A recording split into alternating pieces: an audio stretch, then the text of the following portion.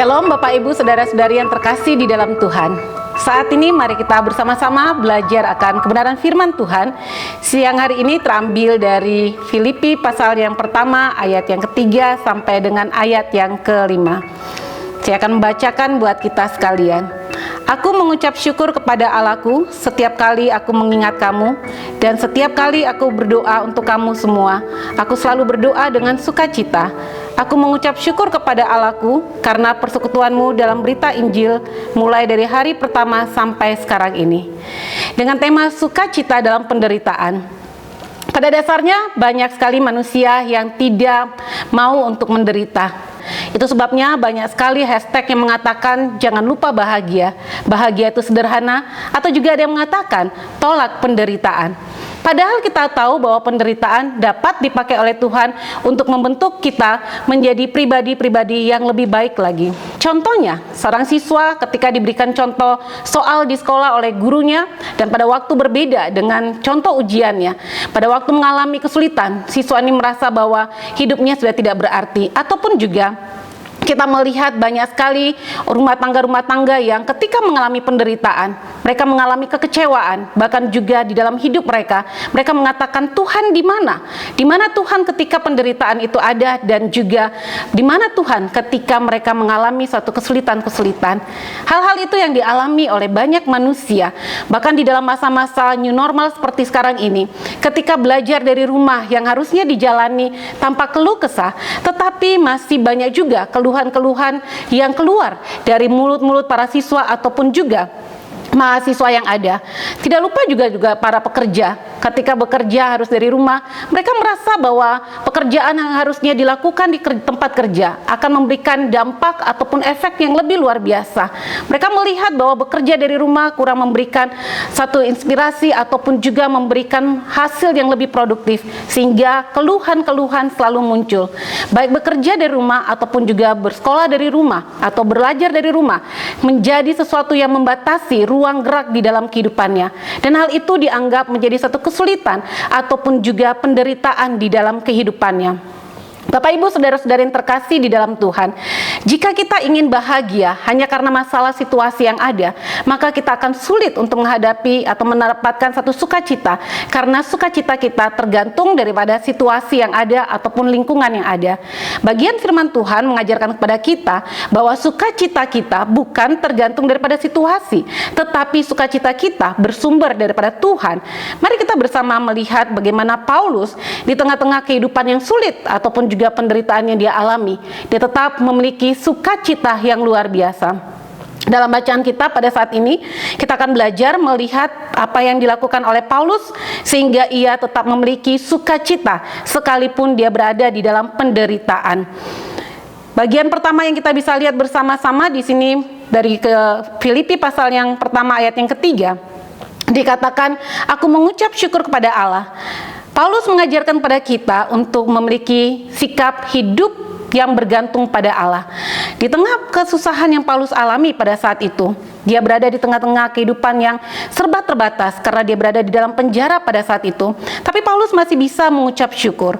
Kata mengucap syukur atau ucapan syukur di bagian ini menggunakan bahasa Yunani dengan kata eukaristeo, merupakan kombinasi dari dua kata. Eu yang berarti indah dan karis adalah pemberian. Dalam konteks kekristenan, pemberian ini tentunya dihubungkan dengan kebaikan-kebaikan Allah. Orang yang memikirkan kebaikan Allah pastinya akan bersukacita. Ia akan selalu memiliki alasan untuk memuji Allah. Sama seperti Daud, pada waktu Daud mengajak, pujilah Tuhan hai jiwaku.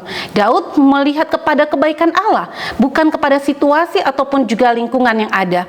Sebaliknya, orang yang terbelenggu oleh kesedihan karena memikirkan apa yang belum mereka dapatkan atau mereka miliki, pastinya mereka tidak akan pernah bisa bersukacita atau melihat kebaikan-kebaikan Allah. Mereka lupa untuk memperhitungkan kebaikan Allah yang begitu banyak di dalam hidup mereka. Mereka cuma melihat kepada kesulitan-kesulitan yang mereka alami. Mereka hanya terpaku pada hal-hal yang menurut mereka buruk, tetapi mengabaikan hal-hal baik yang daripada Allah sendiri. Paulus mampu melihat bahwa kebaikan ilahi itu yang ada di tengah penderitaan yang dia alami itu merupakan sesuatu yang Tuhan izinkan. Maka pada waktu dia mengalami kesulitan di tengah-tengah penjara, dia dicobloskan di tengah penjara, dia merasakan tekanan-tekanan yang ada, dia tetap bisa bersuka cita, karena bagi Paulus sumber kebahagiaan dia ataupun juga sukacitanya adalah Allah sendiri. Paulus bersuka cita, sebab itu membuat dia untuk terus memberitakan Injil. Di tengah-tengah penderitaan yang dia alami, dia mesti melihat bahwa ada kesempatan Injil bisa diberitakan. Itu harusnya juga yang membuat kita di dalam kehidupan kita ketika mengalami penderitaan, bukan membuat kita menjadi hilang sukacita, tetapi di tengah-tengah penderitaan itu seharusnya kita tetap bisa melihat kepada kebaikan-kebaikan Allah dan memberi kesempatan bagi kita untuk bisa memberitakan Injil kepada sesama kita. Karena itu mari belajar seperti Paulus ketika mengalami kesulitan, tetap bersukacita di tengah-tengah penderitaan yang ada. Paulus lebih memilih untuk tetap memfokuskan dirinya, bahkan hidupnya pada relasinya dengan Allah dibandingkan dengan berkat-berkat Tuhan yang ada. Kita melihat di dalam bagian ini, di dalam ayat ketiga dikatakan, aku mengucap syukur kepada Allahku. Kata mengucap syukur ini menunjukkan bahwa Paulus memiliki relasi yang dekat dengan Allah. Beberapa kali Paulus mengatakan Allahku, Allahku. Itu menunjukkan dia memiliki kedekatan di dalam relasinya dengan Allah. Kedekatan inilah yang membuat dia bisa melihat segala sesuatu dari sudut pandang Allah sendiri. Paulus tidak egois, dia tidak sedang memikirkan dirinya sendiri, tapi dia melihat penderitaan ini merupakan satu kesempatan yang istimewa bagi dia untuk terus mendekatkan diri kepada Allah. Paulus hanya ingin menegaskan bahwa relasi dia dengan Allah sangatlah relasi yang dekat dan relasi yang intim. Filipi pasal 1 ini juga menegaskan bahwa Allah sangat mengetahui akan apa yang dialami oleh Paulus. Itu sebabnya di dalam ayat 8 dikatakan, sebab Allah adalah saksiku betapa aku dengan kasih mesra Kristus Yesus merindukan kamu semua. Kata Allah adalah saksiku betapa aku dengan kasih mesra menunjukkan kedekatan dan relasi daripada Paulus sendiri. Hanya mereka yang menjadikan Allah sebagai pusat hidup mereka yang akan menikmati sukacita. Pusat hidup itu bukan terletak pada hal-hal yang sementara, karena hal-hal yang sementara itu akan berakhir dengan kesedihan, kekecewaan, keputusasaan, bahkan mungkin penyesalan yang dalam. Kenikmatan hidup orang percaya hanya bersumber pada Yesus Kristus itu sendiri. Itu sebabnya ketika kita mau bersukacita di dalam kondisi yang sulit sekalipun, di dalam kondisi yang dikatakan mengalami penderitaan sekalipun, pertama, hiduplah berfokus pada Allah. Dan yang kedua adalah hidup yang memperhatikan orang lain. Dalam ayat 4 dikatakan, dan setiap kali aku berdoa untuk kamu semua. Kata semua di sini mau menunjukkan bahwa segala sesuatu sudah terjadi di masa lampau. Ini menunjukkan bahwa Paulus bukan hanya berfokus pada Allah, tetapi juga dia memperhatikan akan orang-orang yang ada pada saat itu secara khusus, jemaat Filipi ini. Dikatakan bahwa, dan setiap kali aku berdoa untuk semua, setiap kali di dalam waktu-waktu dia yang lalu, maupun juga waktu-waktu yang sekarang, dia terus memfokuskan pikirannya kepada jemaat yang ada. Dan itu menjadi satu sumber sukacita daripada Paulus, bahwa di tengah-tengah kesulitan, penderitaan yang dia alami sekalipun, dia memikirkan akan jemaat yang ada pada saat itu. Jadi walaupun Paulus di dalam kondisi yang sulit, Paulus tetap mensyukuri setiap ingatan dia tentang jemaat Filipi.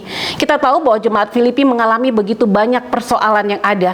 Ada guru-guru palsu yang datang mengganggu akan kehidupan mereka. Ada persoalan intern yang terjadi di dalam jemaat Filipi pada saat itu. Tapi Paulus mengingat akan kebaikan-kebaikan Allah yang terjadi di dalam jemaat Filipi. Paulus mengingat akan kebaikan-kebaikan yang ada di jemaat Filipi, dan itu membuat dia bersyukur di tengah-tengah kesulitan yang dihadapi. Jadi walaupun Paulus mengalami penderitaan, dia tetap bersukacita atas setiap jemaat dan atas setiap peristiwa yang terjadi. Sama seperti ia berusaha menemukan kebaikan ilahi di setiap situasi yang sulit yang ia hadapi, demikian pula dia berusaha mencari kebaikan-kebaikan yang ada di dalam diri orang lain, yaitu jemaat Filipi pada saat itu. Ketidaksempurnaan orang lain tidak menghalangi ucapan syukur daripada Paulus, dan ketidaksempurnaan situasi yang ada tidak mencegah Paulus untuk tetap bersukacita. Karena itu, biarlah di dalam kehidupan kita juga, situasi apapun yang kita alami, tidak akan menghalangi kita untuk tetap merasakan sukacita yang daripada Kristus itu sendiri. Dengan kita memikirkan orang lain, maka kita akan melihat kebaikan-kebaikan Allah yang ada di dalam hidup mereka dan membuat kita bersyukur karena Tuhan memelihara mereka dan memelihara kita. Jangan hanya karena masalah-masalah yang terjadi di dalam kehidupan kita, jangan hanya karena masalah-masalah kekecewaan, masalah pekerjaan yang tidak lancar, situasi rumah yang tidak ideal, kondisi kesehatan yang buruk menghalangi kita untuk bisa bersukacita. Segala kondisi apapun yang kita alami, biarlah kita tetap bersukacita.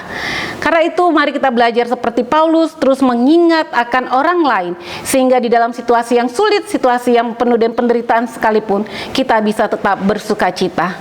Dan yang ketiga, kita belajar rahasia daripada sukacita dalam penderitaan dari Paulus di dalam bagian ini. Dalam ayat yang kelima, di situ dikatakan, aku mengucap syukur kepada Allahku karena persekutuanmu dalam pemberitaan Injil. Jadi rahasia yang ketiga, hidup bagi perluasan Injil. Ada banyak hal dari jemaat Filipi yang bisa dijadikan alasan untuk ucapan syukur dan sukacita Paulus. Di antara semua itu, Paulus menyebut persekutuan mereka yang konsisten di dalam berita Injil. Kata persekutuan, koinonia, di sini tidak berlaku berkaitan dengan persekutuan doa atau semacamnya. Koinonia lebih ke arah kemitraan. Nah, di sini kita melihat jemaat Filipi memang secara konsisten mengambil bagian di dalam pelayanan Paulus dan juga di dalam bentuk pemberian bantuan. Ini membuat Paulus bersukacita di tengah-tengah kondisi yang ada pada saat itu. Dia masih melihat ada persekutuan yang erat, ada persekutuan yang kuat di dalam pemberitaan Injil, sehingga itu membuat dia terus tetap survive untuk melihat kebaikan-kebaikan Tuhan. Bagaimanapun situasi pelayanan Paulus, mereka siap memberikan dukungan. Jemaat Filipi memang secara konsisten mengambil bagian di dalam pelayanan Paulus dalam bentuk pemberian bantuan. Bagaimanapun situasi pelayanan Paulus, mereka siap memberikan dukungan. Pada saat menulis surat ini pun, Paulus baru saja menerima bantuan materi melalui Epaphroditus. Bantuan itu tentu yang pertama dan membawa sukacita bagi Paulus. Mengapa hidup perluasan Injil merupakan alasan untuk bersukacita?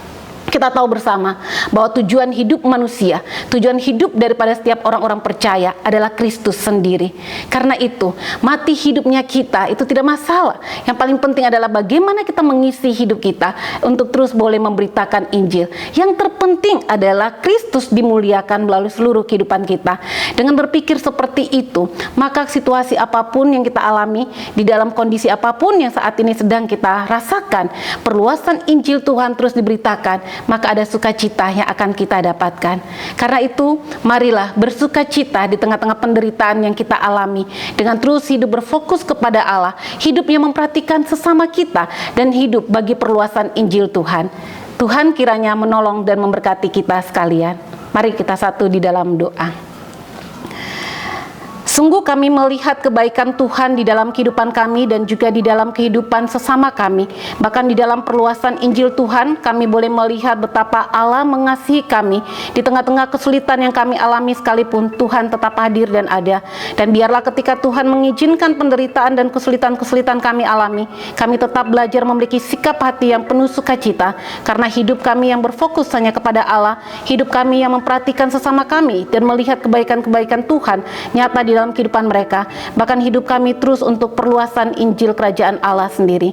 Tuhan, kiranya Engkau memberkati kami, dan sukacita kami kiranya bukan berlandaskan pada segala sesuatu yang ada di depan kami, tapi biarlah bersumber pada Allah, pada Kristus yang adalah Tuhan dan Juru Selamat kami. Tuhan Yesus memberkati kami semua. Dalam nama Yesus Kristus kami sudah berdoa. Amin.